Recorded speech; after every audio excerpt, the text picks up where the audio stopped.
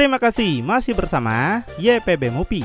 Masih melanjutkan part sebelumnya, Vegeta akhirnya dijadikan sebagai dewa kehancuran menggantikan Beerus. Namun, meski demikian, ini membuat Vegeta akan menjadi satu-satunya G-Factor yang tersisa.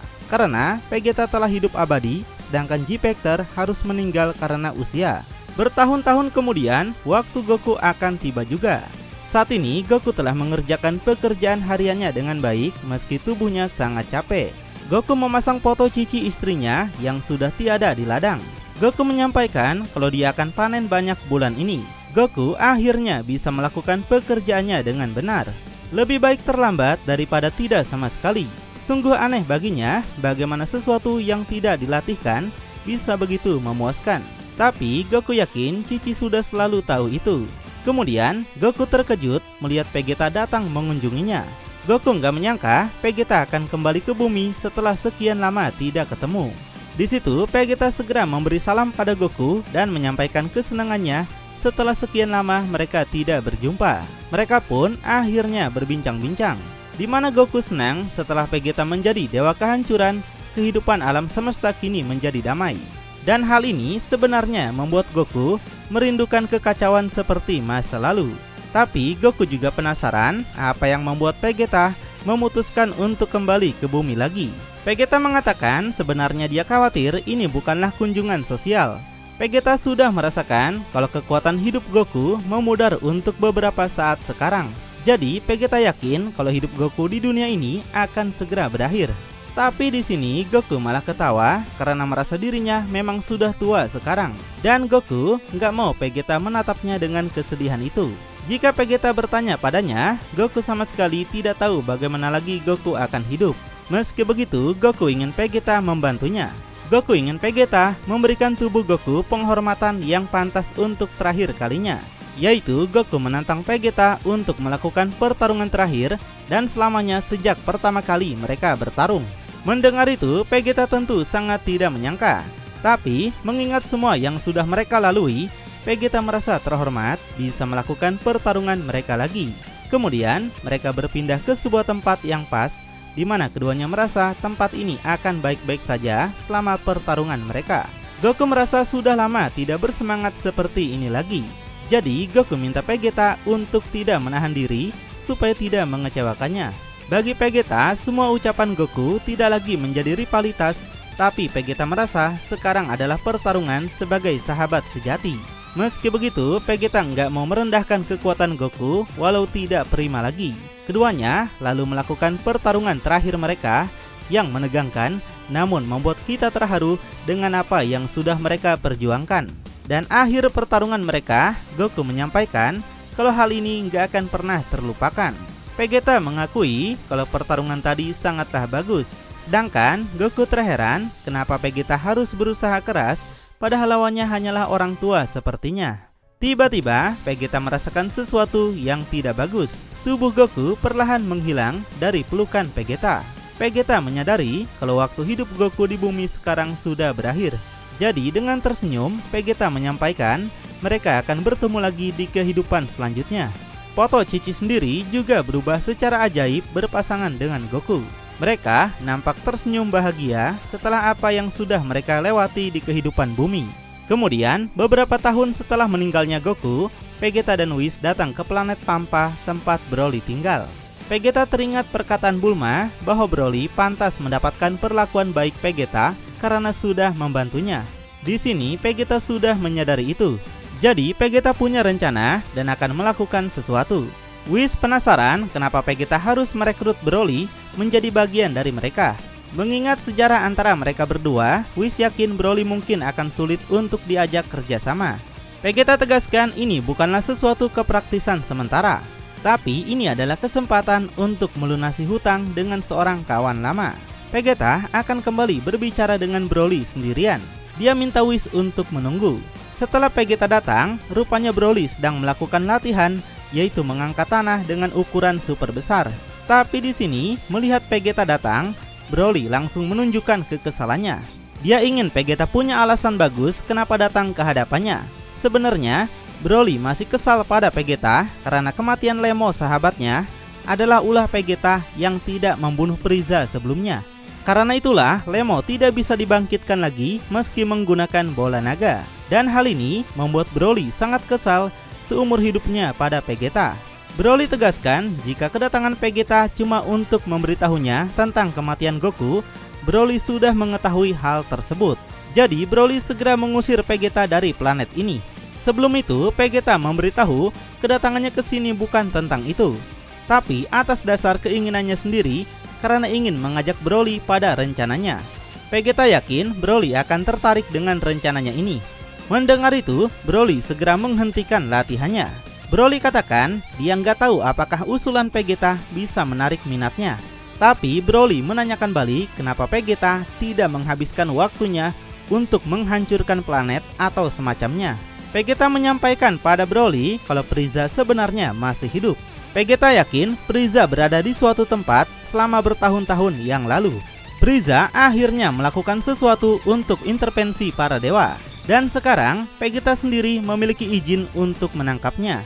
Jadi kedatangan Vegeta ke sini adalah untuk menawarkan Broly kesempatan untuk ikut dengannya.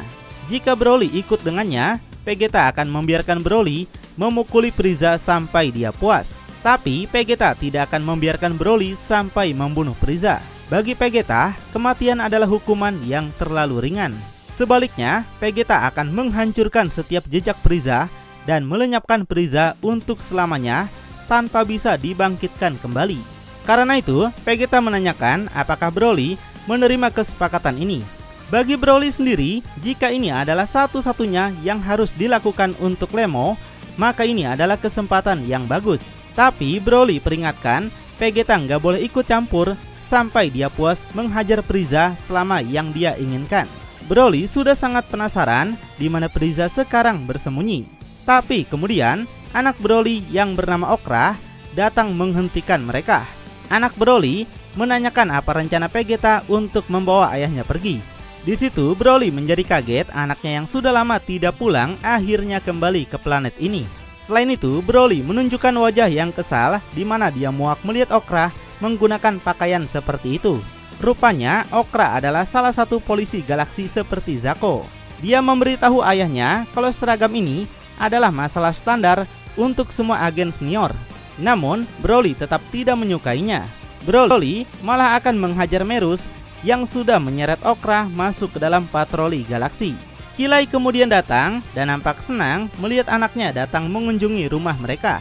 Padahal sebelumnya Okra katakan akan pulang setelah beberapa bulan lagi. Keduanya nampak saling merangkul yang hal ini membuat Vegeta merasa sangat ilfil. Dan tidak seperti Broly, Cilai tentu senang melihat pakaian Okra yang seperti ini.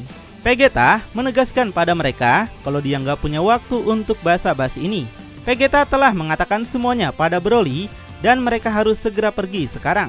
Tapi Okra yang tidak takut dengan gelar Dewa Kehancuran tetap akan menghentikan Vegeta.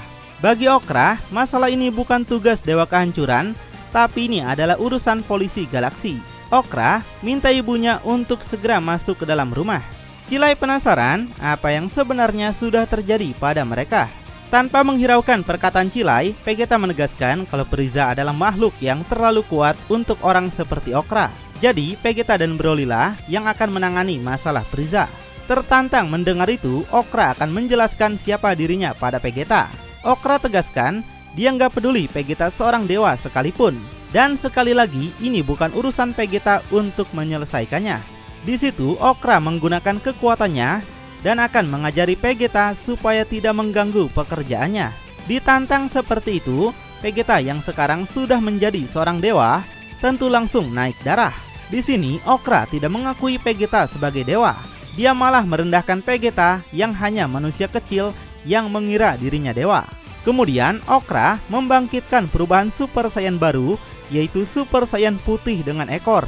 Apakah itu adalah Super Saiyan 5? Sebagai anak Broly yang memiliki Super Saiyan legendaris, Okra tentu akan mewarisi kekuatan yang hebat layaknya Gohan. Namun dalam pukulan yang Okra lakukan, dengan mudah Vegeta tahan. Terbukti kalau kekuatan Vegeta masih jauh di atas Okra. Vegeta menegaskan terlalu cepat 1000 tahun bagi Okra untuk mengajarinya apapun. Di saat Okra tidak bisa melakukan apapun, Broly muncul tiba-tiba di belakang Vegeta. Vegeta tentu langsung tercengang merasakan kehadiran Broly. Broly mengingatkan kalau Okra adalah anaknya sendiri. Jadi Broly minta Vegeta untuk segera melepaskan Okra atau Vegeta tidak akan bisa menghadapi Frieza sama sekali. Broly akan pastikan Vegeta berpindah alam. Melihat semuanya bertengkar, Cilai minta mereka untuk berhenti. Cilai menyarankan mereka untuk menyelesaikan masalah ini dengan cara yang lain. Cilai juga menyalahkan anaknya sendiri yang malah menyerang orang lain tanpa berpikir dulu. Yang hal ini membuat Broly, Vegeta, dan Okra merasa sangat kaget mendengar ucapan Cilai. Selain Okra, Cilai juga menyalahkan Broly yang padahal sebelumnya sudah berjanji akan bersikap sopan pada Vegeta. Setelah mendengar ucapan ibunya, Okra akhirnya mengajak mereka untuk menyelesaikan masalah ini dengan lebih diplomatis daripada pertarungan sia-sia. Okra mengakui dia tidak cukup kuat untuk menghentikan Vegeta dan ayahnya melakukan apa yang mereka inginkan. Jadi Okra minta mereka untuk mendengarkannya saja. Dia akan membuat mereka berdua memahami situasi tentang Frieza saat ini. Okra menjelaskan Frieza bukan satu-satunya penjahat terkenal yang menghilang. Tim polisi galaksi menemukan bahwa sebagian besar narapidana penjara galaksi juga menghilang. Dijelaskan setelah melakukan pemindahan energi penjara, polisi dapat mendaftarkan jejak kunci residual di semua sel. Dan dengan narapidana yang hilang, tanda kunci cocok dengan Frieza. Artinya, Frieza adalah orang yang sudah melepaskan semua tahanan penjara. Wah, apakah ini akan seperti arc Moro sebelumnya? Mendengar semua itu, Vegeta berpikir ada satu masalah janggal dengan cerita Okra. Yang Vegeta tahu, Frieza telah menghilang tanpa jejak lebih dari 10 tahun yang lalu setelah membuat permintaan pada Shenlong yang hampir menghancurkan alam semesta mereka. Jadi Vegeta nggak yakin kalau Frieza adalah orang yang membebaskan para tahanan baru-baru ini tanpa Vegeta merasakannya. Apakah yang ingin Okra katakan kalau Frieza masih mengintai mereka di suatu tempat yang tidak mereka ketahui? Okra memberitahu kalau kejadian pembebasan narapidana tidak terjadi baru-baru ini. Yang hal ini tentu membuat Vegeta langsung penasaran. Bagaimana polisi galaksi tidak menyadari penjara dengan sel kosong selama lebih dari 10 tahun. Vegeta menyebut polisi sebagai kelompok binatang yang tidak berguna. Hal ini membuat Okra merasa sangat tersinggung. Dia minta Vegeta diam jika ingin mendapatkan informasi darinya. Jika Vegeta tidak terus menyela omongannya, maka Okra akan memberitahukan info lebih jelasnya. Okra lalu menceritakan narapidana menghabiskan seluruh waktu mereka di sel dan berada di bawah pengawasan ketat. Terlebih lagi, setelah insiden Moro, semua narapidana terikat kecuali diberi penghargaan atas perilaku baik. Saat itu, para narapidana nampak berperilaku seperti biasa dan setiap sel mendaftarkan tanda energi yang jelas. Tapi suatu hari tubuh mereka menghilang seperti hologram. Polisi galaksi kemudian mengetahui bahwa ini adalah proyeksi sihir yang diprogram secara ahli oleh para narapidana. Sihir semacam ini, polisi galaksi belum pernah melihat pekerjaan yang begitu tepat. Berkas Frieza tidak menunjukkan bahwa dia sama sekali mampu melakukan hal seperti ini. Jadi itu artinya bahwa Frieza menemukan bantuan yang sangat hebat. Frieza menemukan antek-antek yang sangat luar biasa yang saat ini bersamanya. Dan jika seperti itu situasinya, Broly penasaran di mana Frieza sebenarnya sekarang. Okra katakan hanya ada satu tempat yang tahu segalanya soal semesta ini, yaitu Zuno. Saat itu Okra datang dan menanyakan di mana Frieza berada kepada Zuno. Tapi seperti yang lainnya, Okra harus memberikan ciuman pada Zuno jika ingin mendapatkan jawaban dari pertanyaannya. Setelah itu, Zuno barulah memberitahu kalau Frieza sama sekali tidak ada di antara ke-12 alam semesta. Selain itu, manusia dan juga dewa tidak dapat mengetahuinya. Di sini, Broly sontak menjadi kesal. Anaknya malah mencium Zuno, tapi cuma mendapatkan jawaban yang sedikit. Broly sungguh marah dan ingin membunuh Zuno. Di situ, Okra minta ayahnya untuk tetap tenang. Zuno saat itu menjelaskan dia tahu setiap kejadian yang ada di 12 alam semesta. Tapi Zuno tidak tahu di mana Frieza berada atau apa yang telah dia lakukan. Itu artinya satu-satunya cara mereka bisa menemukan Frieza yaitu dengan menggunakan kekuatan yang melampaui batas 12 alam semesta. Mereka membutuhkan super bola naga untuk mengetahuinya. Vegeta menyela sebagai dewa kehancuran. Vegeta telah diberi izin untuk menggunakan super bola naga. Meski keinginan itu jahat, Shenron akan mengabulkan keinginan apapun dengan sangat baik. Jadi Vegeta tegaskan kalau mereka sepertinya punya rencana. Mereka akan menggunakan bola naga super untuk membawa mereka pada Frieza, dan mereka bisa menghabisinya secara langsung.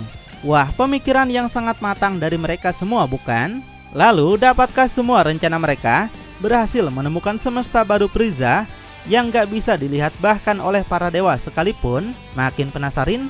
Tonton kelanjutannya di channel YPB Movie, channelnya anime masa kini.